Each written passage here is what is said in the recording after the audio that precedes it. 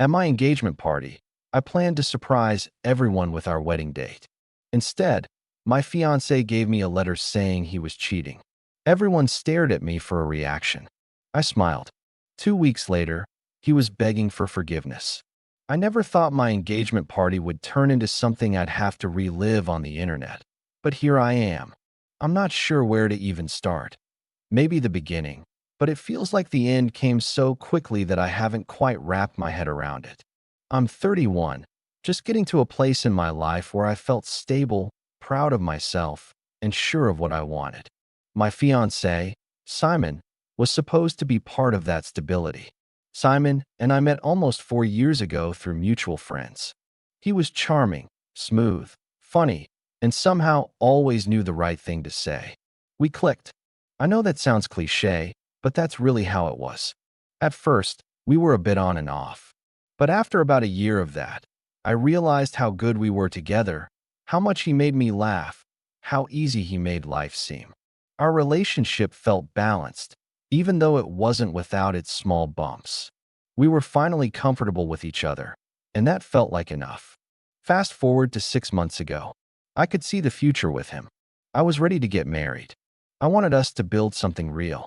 I know some people wait longer to get engaged, but I just knew. So, when the time came to tell everyone, I wanted to do something special. I planned the engagement party with my best friend, Sarah. The idea was to announce not only our engagement, but also our wedding date. I wanted to surprise everyone and get that look of disbelief, that moment where people realized just how committed we were. It wasn't a huge wedding. It was supposed to be intimate, simple, just a few close friends and family. But it felt like the perfect next step. Everything about that night was supposed to be magical. The venue was beautiful, an old winery that had just the right vibe for an evening of celebration. The food was perfect. The mood was high. I even had a moment planned where Simon and I would stand up, make a toast, and reveal our wedding date to everyone. The kind of moment you'd look back on and smile about for years. But I didn't get to give that announcement. About halfway through the party, Simon stood up, just as we had planned, to grab everyone's attention. But he didn't say what I thought he would. I wasn't paying attention to him at first. I was chatting with some of my cousins and adjusting my dress, feeling all excited about how the night was going. Then I heard Simon's voice, and it was different, serious, maybe a little too calm. I looked up, wondering why he wasn't smiling like usual. He was holding something in his hands, and as the room grew quiet, he passed the letter to me. "Read it," he said, his voice unnervingly steady. At first, I didn't get it. I thought maybe he was messing around, being his usual weird self. But then I took the letter. The instant I saw the handwriting, I felt a knot form in my stomach. It wasn't his. It was a woman's handwriting. I didn't even have to read the whole thing to understand what was going on. My eyes skimmed over the words. Words that felt like a punch to the chest. He was cheating on me. I don't know how long I stood there in that moment. Time felt like it slowed down. People were staring at me, waiting for my reaction, but I could barely register their faces. I could only focus on Simon, standing there, looking at me like he was waiting for me to fall apart. And for some reason, all I could do was smile. Not a sad smile, not a frown pretending to be a smile, but an actual, almost gleeful smile. I don't even know why I smiled, but something inside me snapped in that moment. Maybe it was the absurdity of the situation. Maybe it was the relief of finally knowing the truth.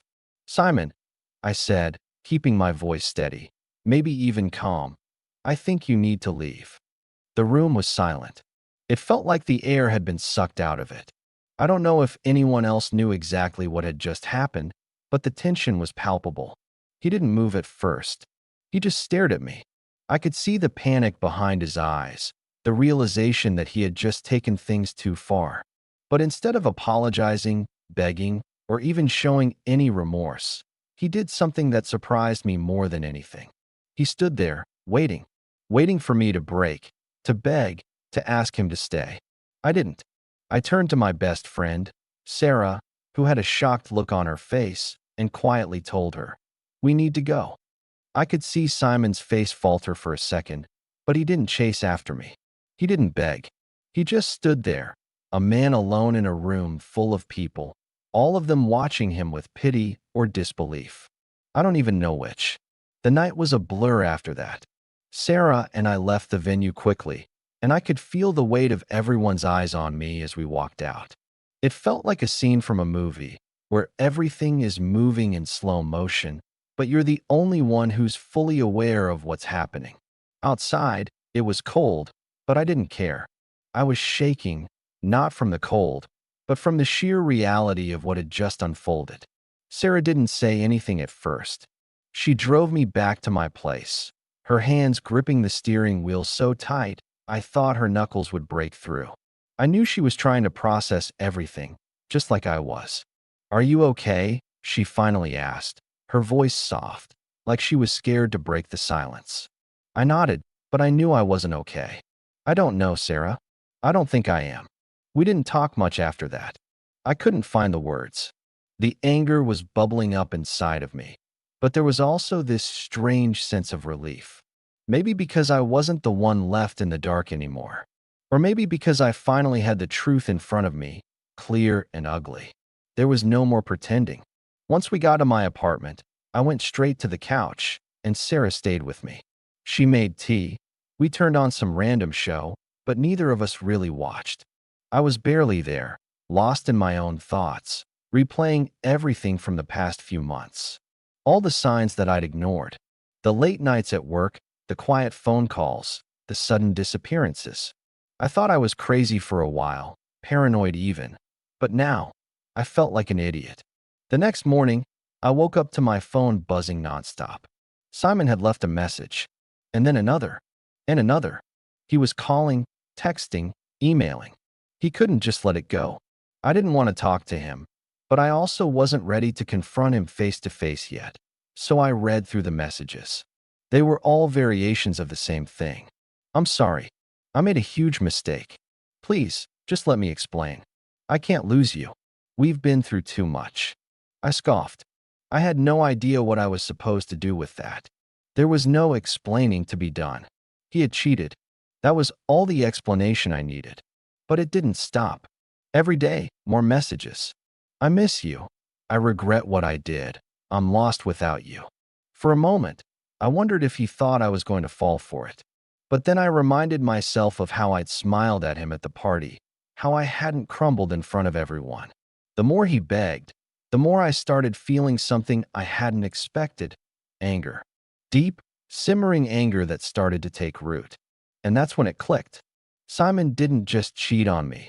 He didn't just ruin what we had. He also ruined the trust one had in myself. He made me second-guess everything. He made me doubt my judgment, my decisions. And now that the truth was out, I wasn't about to let him think he could waltz back into my life with an apology. The following weekend, Simon showed up at my door. I hadn't agreed to meet him, but he came anyway. When I saw him standing there, looking a little too well put together for someone who had just ruined their life, I almost laughed.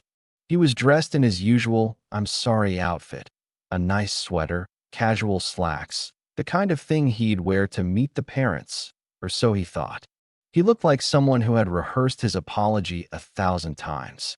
"Can we talk?" he asked, his voice low, almost pleading. "No," I said, trying to keep my cool. "We don't need to talk, Simon. There's nothing to talk about. But I owe you an explanation. I need to explain why I did what I did. You can't just, I don't care why you did it."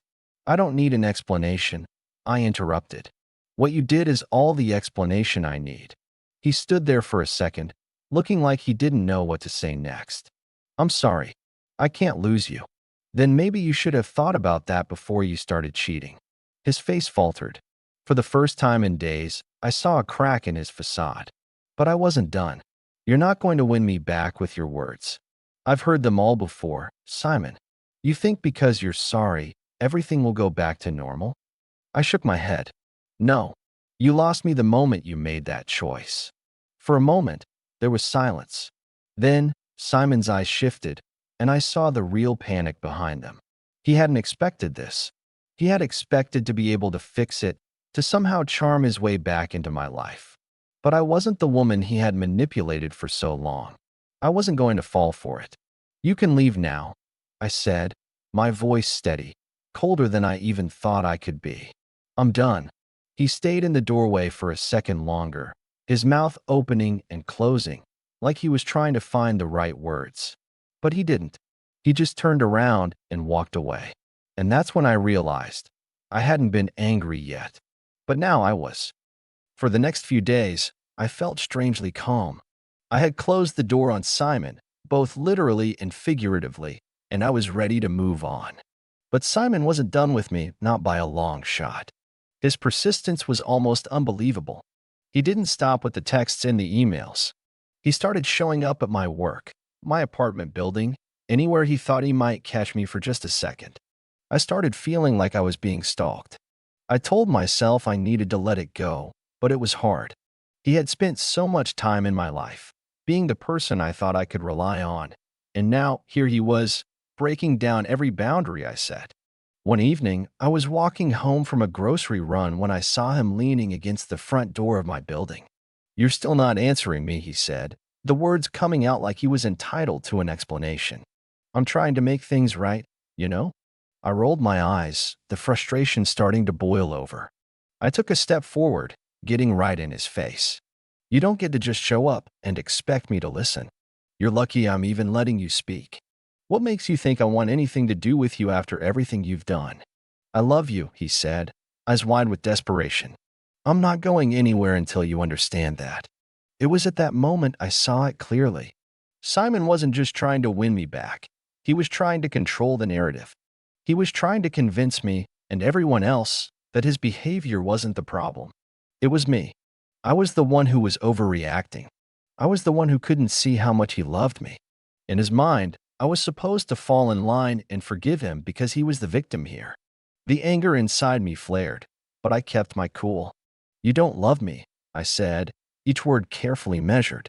"You love the idea of me, the version of me that you could manipulate and mold into whatever you wanted. But I'm not that person anymore." His face twisted. "You're being dramatic. This isn't you. I know you. I know we can work this out." "You don't know me," I shot back, my voice hardening. "You never did." Simon's face turned red, and his voice dropped to a whisper, as though everything had become a game to him now. "You'll regret this. You'll see. I can make your life miserable if I want to." That sent a chill down my spine. It was the first real threat I had heard from him, but there was something about the way he said it, almost like he didn't care anymore, like he was so deep in his own mess that he was willing to drag everyone else down with him. "Is that supposed to scare me?" I said, my voice cold, almost amused. "Because it doesn't." He gave me one last look, somewhere between anger and guilt, and walked away. But it wasn't over. Things took a darker turn. Simon wasn't just sending messages anymore. He was involving other people. My family started getting phone calls, messages, and even visits from his friends, all saying the same thing, that I was being unreasonable, that I was punishing Simon for something he regretted, that I was overreacting. The guilt trip started, and suddenly, my own parents were telling me that I should at least consider hearing him out. I wasn't just upset now, I was furious. This wasn't just about betrayal anymore. It was about the manipulation, the public shaming, the way Simon had turned everyone against me without even having the decency to own up to his actions. He wasn't just trying to win me back. He was trying to control how everyone saw the situation, even my own family. But this time, I had a plan. I wasn't going to just let him get away with it. I needed to show him that I wasn't the naive person he thought I was. I needed to take back control, and I knew exactly how I was going to do it. I didn't respond to any of his messages or calls. Instead, I started gathering everything I had. Screenshots, messages, even photos I had taken of his texts, his social media posts, and his interactions with the other woman. I had been keeping it all to myself, not sure what to do with it. But now, I saw how I could use it. My next move wasn't going to be subtle. I wasn't going to just let Simon go off and spin his version of the story. I had been quiet for too long. The world was going to know what kind of person he really was. 2 weeks later, I took the first step. I posted on social media, not to call Simon out specifically, but to let everyone know that I was done with being quiet. I posted the screenshots of the messages, showing his blatant lies and the way he had been trying to cover everything up. I didn't go into detail at first, just let the images speak for themselves. Within hours, my phone was buzzing again, messages from friends, family, and even coworkers. Everyone was reacting, and Simon was furious. He immediately called me, but I didn't pick up. He left message after message, pleading with me to take it down, saying I was ruining everything. I let the messages pile up, but I didn't respond. For the first time in a long time, I felt like I was in control. I didn't have to justify myself or explain my actions to anyone. The truth was out there, and Simon's lies could no longer shield him. That night, I got a call from my mom. I hadn't spoken to her much since the whole engagement party incident, but she sounded concerned, almost panicked. "Are you okay?" she asked, her voice shaky. "I saw what you posted, and I don't understand. Why did you have to make this so public?" I took a deep breath before replying. "Because I've spent enough time hiding, Mom. Hiding from the truth, hiding from Simon, hiding from the people who would rather believe his lies than support me. I'm done pretending everything's okay." There was a long pause on the other end. "But Simon, he's really upset. He says he wants to make it right. I think you're being too harsh." "No, Mom. I'm not being harsh. I'm being honest. Simon didn't just cheat on me. He manipulated me, lied to my face, and then tried to play the victim when I caught him. If you can't see that, then I don't know what to tell you." The conversation ended with no resolution, just a lingering feeling of disappointment on my end. I knew my mom wanted what was best for me, but she had always been the type to see the good in people, even when it was clear they didn't deserve it. I wasn't going to waste any more energy on trying to explain myself to her. Not now. Simon, on the other hand, didn't stop. He kept calling, sending emails, trying to reach out to anyone who would listen. He had a reputation to uphold. He couldn't stand the idea of people knowing what he had done, especially because so many people in his life had respected him, even admired him. He thought he could twist things in his favor, but it was too late. The damage had been done. Then, one day, about a week after I had posted everything online, I received an unexpected visitor. I was sitting in my living room when the doorbell rang.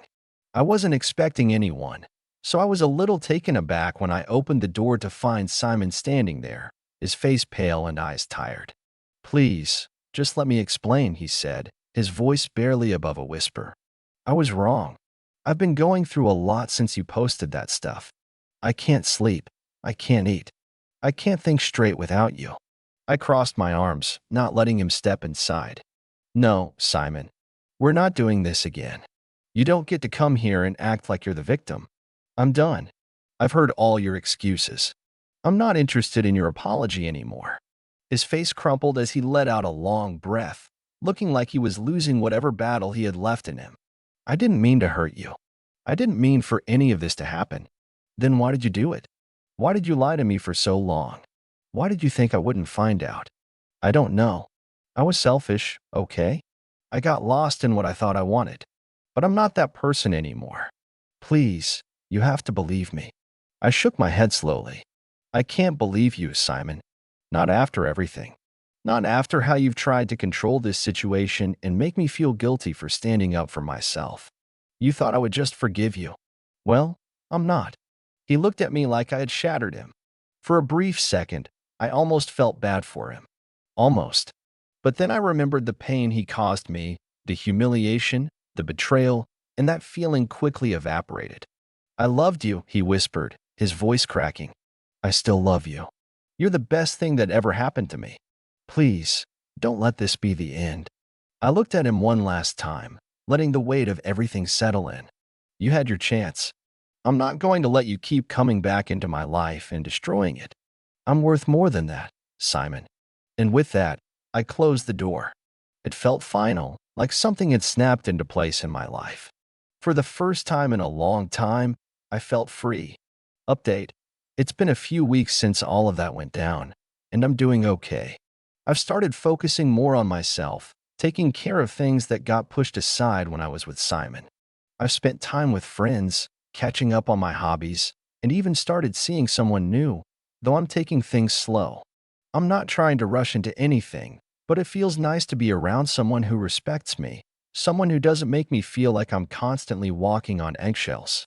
I'm not saying I'm over it all the way, but I'm learning to trust myself again. That said, my mom hasn't really spoken to me much since the conversation we had. I know she's disappointed in me for making things public, but I just couldn't keep pretending everything was fine. Simon's still trying to reach out, but I've ignored him. At this point, I don't think there's anything left to say. I'm just wondering, though, if I might have been too harsh. I feel like I did the right thing, but I also know I hurt a lot of people in the process. My mom is still upset with me, and some of my friends think I could have handled it more privately.